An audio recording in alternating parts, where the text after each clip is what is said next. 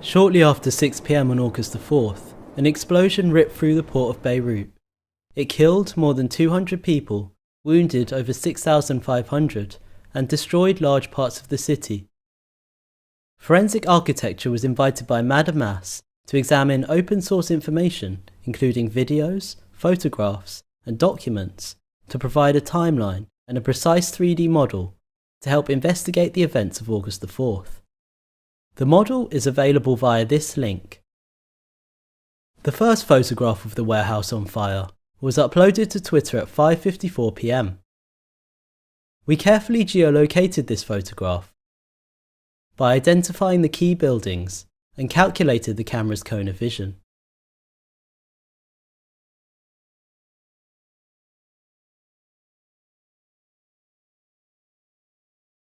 In this image, we identified the location of the source of the smoke plume at the northeast corner of Warehouse 12.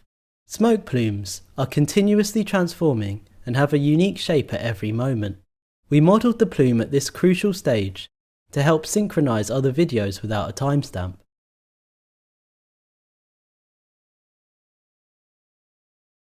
A video shot at around the same time from one of the balconies of the residential tower building shows the same source of fire clearly on the same side of the warehouse. The shape of the plume and the heat source suggests that the fire had evolved. Another video, starting at 5:58 p.m. from the nearby St. George Hospital, provides 10 minutes of uninterrupted footage of the warehouse. Within 2 minutes, the smoke thickens and its colour changes to a darker shade. According to Gareth Collett, a UN explosives analyst we consulted, this suggests that the material burning inside the warehouse has changed.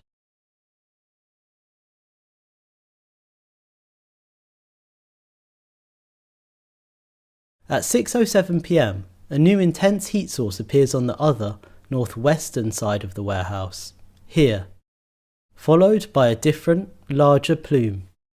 The sparks that follow suggest the presence of small explosive charges, such as fireworks.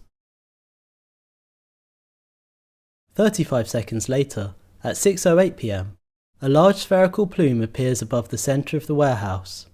According to the explosives analyst, the symmetrical shape of the sphere suggests that it's a single point explosion originating in one particular place within the warehouse, and it's possible that as little as half of the 2,750 sacks of ammonium nitrate stored inside detonated. We use the shape of the two plumes from these explosions as metadata to synchronise the remaining footage.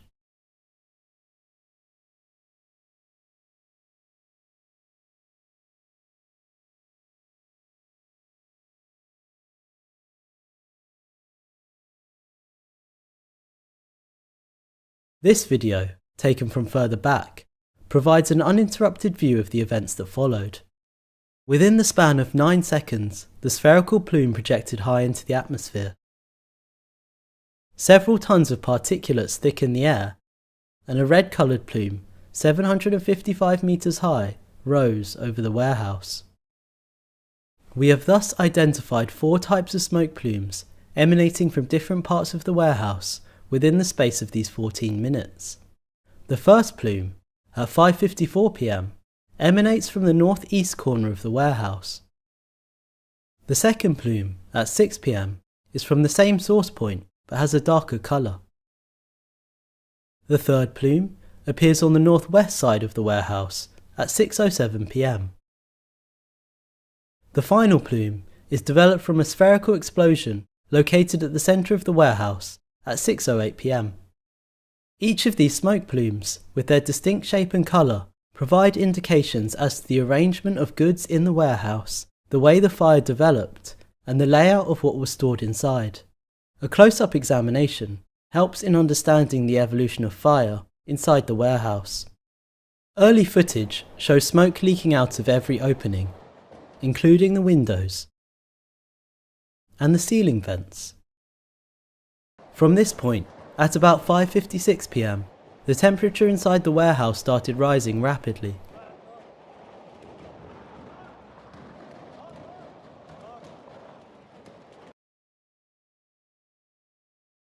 The smoke is visible as it changes colour to a darker shade, in this footage, from the east side. We stabilise the footage to reveal the full extent of the warehouse. The sounds of fireworks starts being heard at approximately 5:59 p.m. It shows that many windows and doors are shut. According to the expert, confinement creates hotspots, areas of high temperature in which ammonium nitrate can get close to its combustion point.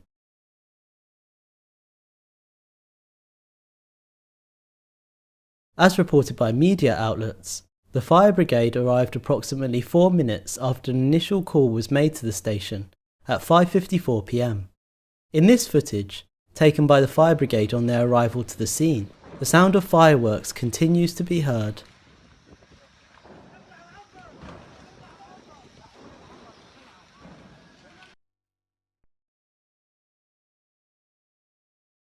The 2,750 tonnes of ammonium nitrate were unloaded to this hangar in October 2014. And, as early as December of that year, various port and customs officials warned of the dangers posed by its storage. Many subsequent warnings were issued. In February 2015, for example, a chemical forensics expert commissioned by the Lebanese courts to report on the state of the stored ammonium nitrate described that 70% of the sacks were torn open, their contents spilling out, and some of the crystals had darkened. Leaked images from February 2020 indicate that the storage conditions had not improved. The sacks were still torn open and their contents were still spilling out. The bay numbers visible in the ceiling allowed us to locate these bags in bay 9 and 10. The images show the presence of a container and a stack of wooden pallets.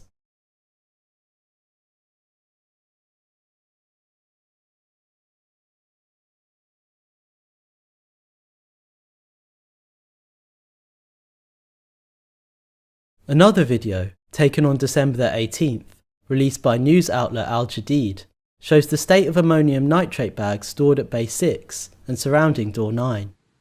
Stacked ammonium nitrate bags are blocking the entrance. Here we can see the numbers for bays 4 and 5. On the right of the videographer, between door 9 and 10, a white coloured wall is visible, suggesting the presence of a small service room.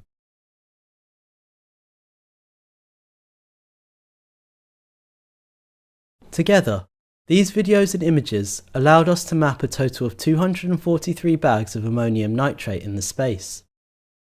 Given the location of the source of the spherical plume, here at bay 8, the remaining 2,507 bags of ammonium nitrate should have been stored here, occupying almost 2,000 metres squared of space.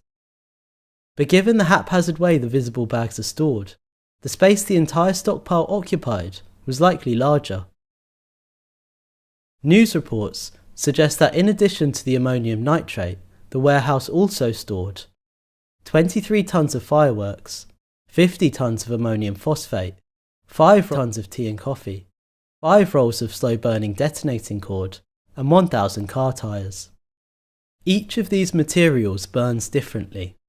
The combustion of tyres, for example, produces a dark and thick plume. According to the explosives expert, it could correspond to the dark plume we had located on the northeast corner of the warehouse, so we placed the tyres roughly here. The expert also told us that the white plume that appeared on the northwest of the warehouse corresponds to the ignition of fireworks. We therefore placed the fireworks roughly in this corner.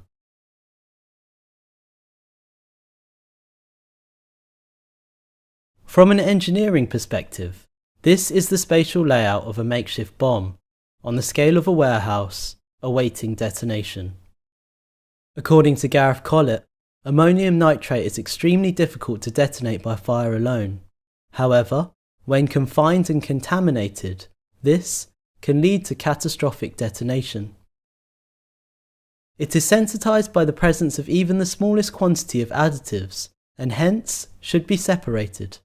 We reviewed international standards for the storage of ammonium nitrate. Internationally accepted benchmarks include British regulations. According to British standards, stacks of ammonium nitrate must be limited to 300 tonnes, and each stack must be at least 1 metre away from walls and other stacks. Australian standards are more stringent. Bags must be arranged in 500-tonne stacks, but should be stored 890 metres away from the closest residential buildings.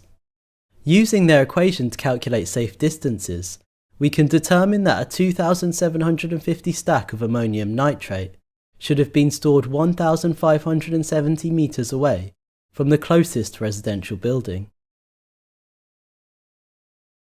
NASA's damage map illustrates the extent of the blast.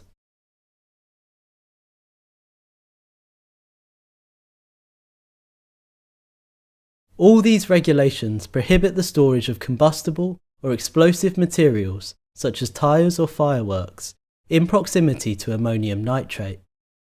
This fact highlights the substantial and sustained state negligence which led to the formulation of a makeshift bomb.